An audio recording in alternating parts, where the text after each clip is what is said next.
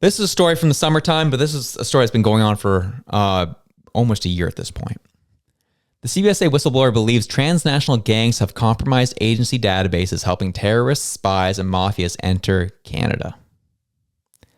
Luke Sabourin wants a re-examination of cases including alleged mass shredding of foreign passports that included suspects in Canada sought by CBSA. Sabourin, a whistleblower who has complained of numerous serious incidents inside Canada Border Services Agency that he believes are due to organized crime infiltration, thinks a particular colleague may have leaked his home address to the drug trafficker whom Sabourin was scheduled to testify against.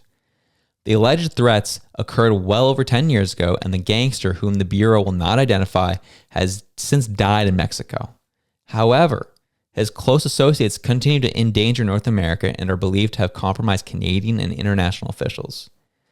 Sabourin believes threats to his life and many alleged incidents of harassment against him and other CBSA staff fit into a pattern of corruption and a culture of secrecy across Canada's government, which effectively silences whistleblowers.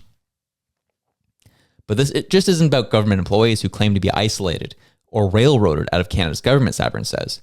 It's about Canada's security against compromised with stunning breaches that go unaddressed because the system of accountability is broken.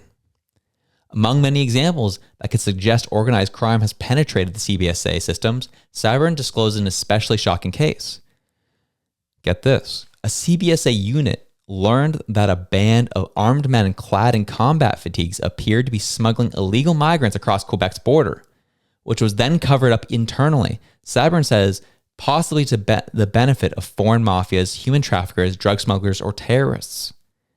I asked within the agency via email if there was any reason why the Quebec Provincial Police and the RCMP were not notified about this.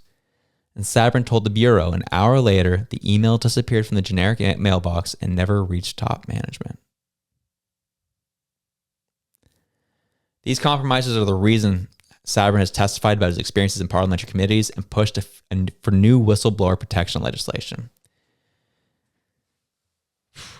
And we've seen that through Bill C-290, which is like in its third reading right now over the past year, and it made it through there. And the Bill C-290 is trying to go through Parliament to give more protections to whistleblowers by establishing a code of conduct for the employer to abide by and taking critical action on employers who punish employees who come forward.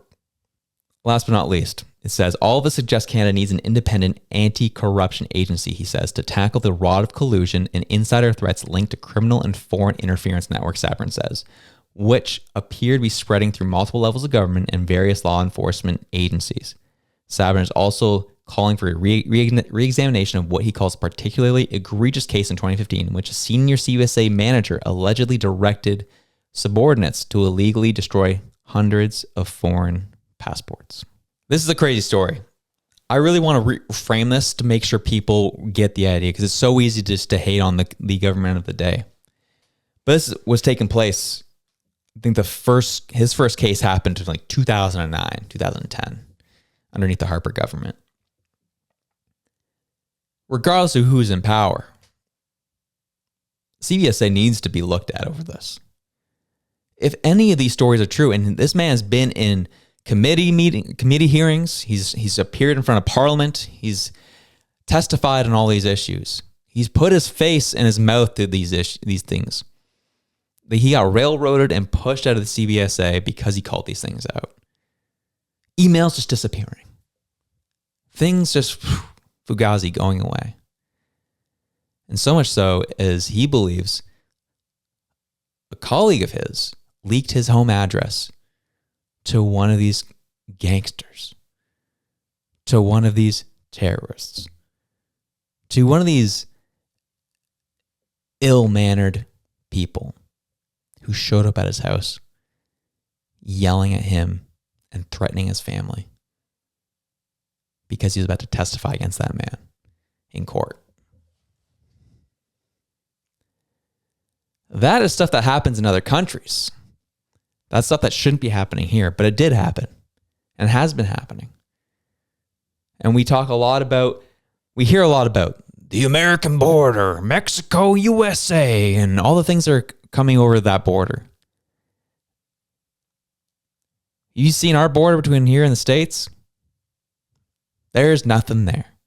We have a couple points of entry. The reason why we don't have heavy fencing across that border, A, because it's so large and long, is a big part of it. But 2, we have always been a trusted ally of each other. And that the governments would always be in communication what's happening.